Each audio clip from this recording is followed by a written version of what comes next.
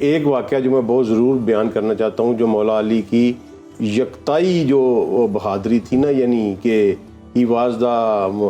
اپنی ٹائپ کے ایک ہی تھے وہ، جی جی ٹھیک ہے، وہ اس واقعے میں اور بھی وہ خیبر والے واقعے سے بڑا واقعہ ہے، اگرچہ ہماری تاریخ میں ہماری کتابوں میں مشہوری وہ خیبر والے واقعے کو زیادہ ملی، لیکن یہ جو غزوہ خندق والا واقعہ ہے نا، اس میں ایک کفار کا ایک سردار تھا عمر بن عبد ود، اور یہ کوئی بہت بڑی بلا تھی، اور پورے عرب میں یہ مشہور تھا کہ 100 بندوں کے مقابلے میں یہ اکیلا جو ہے نا یہ بھاری ہے۔ اچھا، اور وہ واقعی اس نے ثابت کیا اس بات کو، کیونکہ غزوہ خندق میں ہم سب جانتے ہیں کہ سٹیل میٹ ہو گیا تھا، کہ درمیان میں خندق تھی، نبی صلی اللہ علیہ وسلم کی افواج اس طرف تھی اور کفار کی افواج اس طرف تھی، اور وہ سٹیل میٹ ہو گیا تھا۔ لیکن یہ ایک ایسا بندہ تھا کہ اس نے گھوڑا دوڑا کے اس گھوڑے سے لانگ جمپ کیا اور خندق کو کراس کر خندق پار کی، بالکل خندق پار کر لی جب اس نے، اور پھر اس نے تیر مارا ایک، اور اس کو پتا تھا کہ نبی صلی اللہ علیہ وسلم کا وہ خیمہ براؤن کلر کا خیمہ تھا، جب کو پتا تھا کہ یہ نبی صلی اللہ علیہ وسلم کا خیمہ ہے،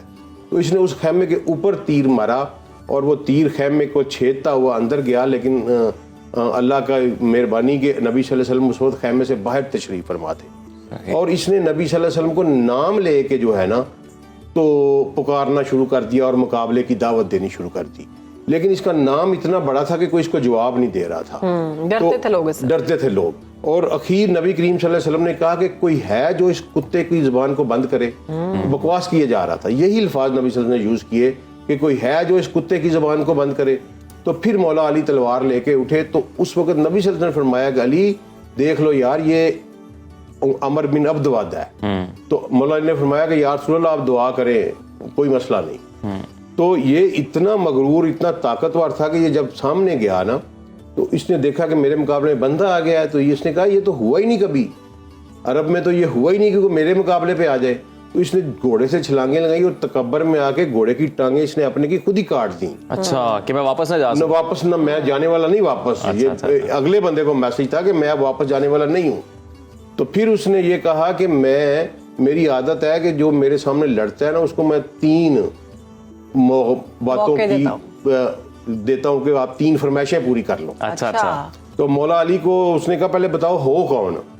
تو جب مولا علی نے بتایا کہ میں علی بن ابی طالب بن عبد المطلب ہوں، تو اس نے کہا تم تو میرے دوست کے بیٹے ہو، میں تو تم سے لڑنا نہیں چاہتا، ابو طالب میرا دوست تھا، تو علی نے کہا کہ میں تم سے لڑنا چاہتا ہوں بلکہ تمہیں قتل کرنا چاہتا ہوں، یہ الفاظ مولا علی نے یوز کیا، وہاں سے وہ غصہ کھا گیا۔ غصہ کھانے کے بعد جب اس نے، اور یہ روایت میں لکھا ہوا ہے کہ تمام صحابی اپنے پنجوں کے بل کھڑے ہو کے یہ جوڑ دیکھ رہے تھے، یہ جو دنگل تھا وہ دیکھ رہے تھے، تو اس نے مولا علی پہ اٹیک کیا، مولا علی کو تھوڑا سا زخم بھی لگا، لیکن پھر واپسی جو اٹیک ہوا نا اس میں اس کے 2 ٹکڑے ہو گئے، ایسے سر سے وہ چیرا اس کو اور وہ 2 ٹکڑوں میں تقسیم کر دیا اس کو۔ یہ بہت بڑا واقعہ تھا، اور غزوہ خندق میں سب سے بڑا واقعہ ہوا بھی یہی، تو یہ مجھے تو بہت اچھا لگتا ہے، تو میں جہاں بھی مولا علی کا ذکر آتا ہے تو میں اس واقعے کو بیان کرتا ہوں۔ اچھا، اب ایک دوسرا واقعہ جو کل میں نے آپ کو کہا تھا کہ میں آپ کو بعد میں بتاؤں گا، بہت ساری حدیث جب ہم دیکھتے ہیں نا تو وہ نبی صلی اللہ علیہ وسلم نے ارشاد فرمائی مولا علی کی محبت کے سلسلے میں اور مولا علی کے بغض کے سلسلے میں، صحیح، ٹھیک ہے نا، مثلا یہ ایک عجیب و غریب سی چیز ہمیں ملتی ہے، اور یہ صرف مولا علی کے سلسلے میں ملتی ہے، اور کسی صحابی، سب کی بڑی بڑی فضیلت ہے نبی صلی اللہ علیہ وسلم کے ساتھ رہے، سارے ہی ہمارے لیے ہماری آنکھوں کے تارے ہیں، ہمارے سروں کے تاج ہیں، لیکن یہ صرف مولا علی کے ساتھ ہوا، تو اس پہ میں نے کافی سارا غور کیا، پھر کہ میں نے ڈاکٹر اسرار صاحب اللہ رحمت کرے ان کے اوپر، میں اس حوالے سے ان کے پاس گیا بھی، میری گفتگو بھی ہوئی، اچھا، تو انہوں نے پھر مجھے ایک حدیث نکال کے دکھائی مستدرک الحاکم سے، جس میں نبی صلی اللہ علیہ وسلم نے فرمایا کہ علی میری امت میں تمہاری مثال عیسیٰ کی طرح کی ہے، جس طرح یہودیوں نے عیسیٰ سے بغض کیا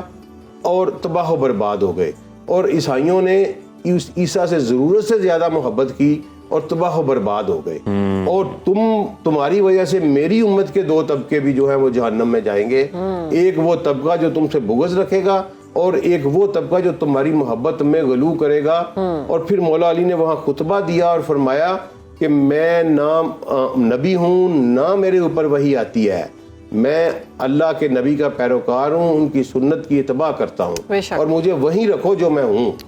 تو یہ واقعی دو طبقات بننے تھے ہماری امت میں, اس لیے نبی کریم صلی اللہ علیہ وسلم نے باقاعدہ اس کا جو ہے نا جی تدارک کیا اس چیز کا. اور پھر ایک بہت بڑی حدیث دیکھیں,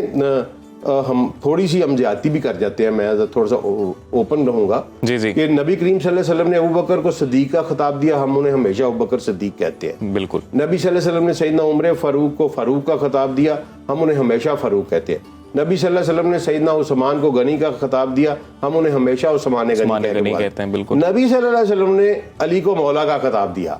ٹھیک ہے, تو ہم مولا نہیں کہتے. ہم اس پہ کیوں رک جاتے ہیں مجھے یہ سمجھ نہیں لگتی. حتیٰ کہ تواتر کی حد تک ایک حدیث ہوتی ہے, صحیح اور صحیح سے اوپر والا جو درجہ وہ تواتر کا ہے.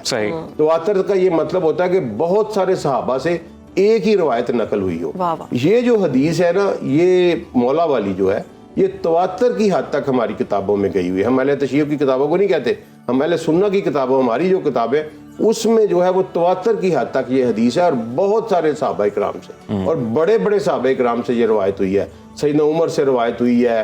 ٹھیک ہے, وہ زید بن ارقم سے روایت ہوئی ہے, بہت بڑے بڑے ابو ہریرہ سے روایت, بہت بڑے بڑے صحابہ سے روایت ہوئی ہے. اور وہ حدیث یہ ہے کہ نبی صلی اللہ علیہ وسلم نے غدیر خم کے موقع پر جب یہ فرمایا کہ میں تم میں دو بھاری چیزیں چھوڑ کے جا رہا ہوں, ایک اللہ کی کتاب اور ایک میرے اہل بیت ہے, اور ساتھ مولا علی کا ہاتھ کھڑا کر کے کہا کہ جس کا میں مولا ہوں اس کا علی مولا ہے. اور پھر مسند احمد کی جو حدیث روایت ہے اس میں یہ لکھا ہوا ہے کہ حضرت عمر نے اٹھ کے کہا کہ علی تمہیں مبارک ہو, تم نبی صلی اللہ علیہ وسلم کے فضل کی وجہ سے ساری امت کے مولا بنا دیے گئے ہو. حضرت عمر نے, سیدنا عمر نے ان کو مبارکباد دی. صحیح. اور اس کے بعد پھر ایکچوئل نبی صلی اللہ علیہ وسلم کے علم میں تھا کہ جو کچھ ہوا ہے نا, اس پہ یہ عرب کا چونکہ کینہ اور عرب کا جو تھا نا بغض اور یہ انتقام لینے کی آج بھی مشہور ہے. تو نبی صلی اللہ علیہ وسلم کو پتہ تھا, اس کی وجہ یہ تھی کہ جتنے بھی مارکے ہوئے اسلام میں اس میں سب سے زیادہ پیش علی تھے, اور چونکہ وہ بڑے مارکے سارے کے سارے لڑے گئے یا یہودیوں کے ساتھ یا مشرکین مکہ کے ساتھ. تو مشرکین مکہ کے بڑے بڑے سردار جو تھے نا, وہ مولا علی کے ہاتھوں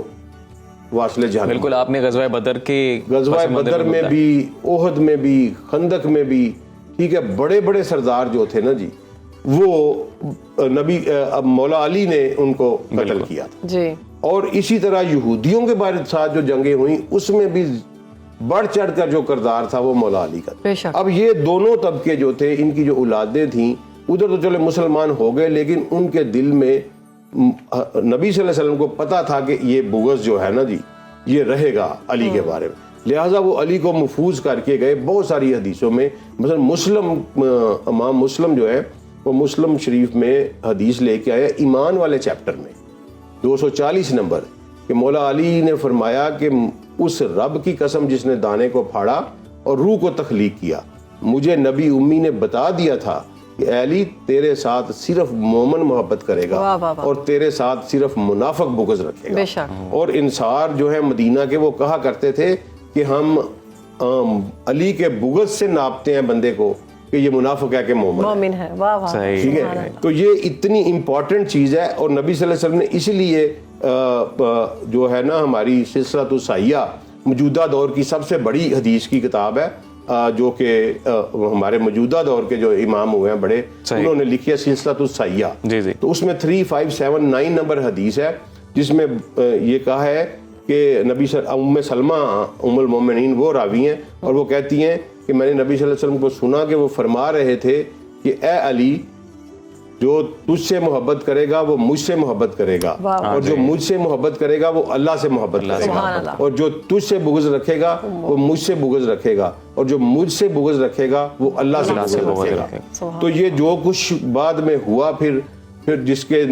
ذریعے سے پھر مولا علی کو شہید بھی کیا گیا, تو وہ واقعی میرا مطلب وہ حدیثیں پڑھ کے پتہ چلتا ہے کہ اللہ نے اپنے نبی کو بتا دیا تھا کہ اس شخص کے بارے میں یہ امت زیادتیاں کرے گی, اور پھر امت وہاں تک گئی کہ ان کے بچے سارے کے سارے ذبح کر دیے گئے. ٹھیک ہے, تو یہ سارا نبی کریم صلی اللہ علیہ وسلم کے علم میں تھا. اس لیے نبی کریم صلی اللہ علیہ وسلم نے بہت ساری احادیث علی کی فضیلت میں بھی بیان فرمائیں, اور علی کے بغض پہ بھی بیان فرمائی اور علی کی محبت پہ بھی بیان فرمائی. اور میں آخری بات کرتا ہوں کہ ایک حدیث نبی صلی اللہ علیہ وسلم میں بیان فرمائی کہ ایک شخص ساری عمر روزے کی حالت میں رہے, ساری عمر روزے کی حالت میں رہے اور ساری عمر نماز پڑھتا رہے. کہاں کھڑے ہو کے؟ حجر اسود اور مقام ابراہیم کے درمیان میں کھڑا ہو کے نماز پڑھتا رہے, لیکن اگر اس کے دل میں میرے اہل بیت کا بغض ہوا تو وہ جہنم میں جائے گا.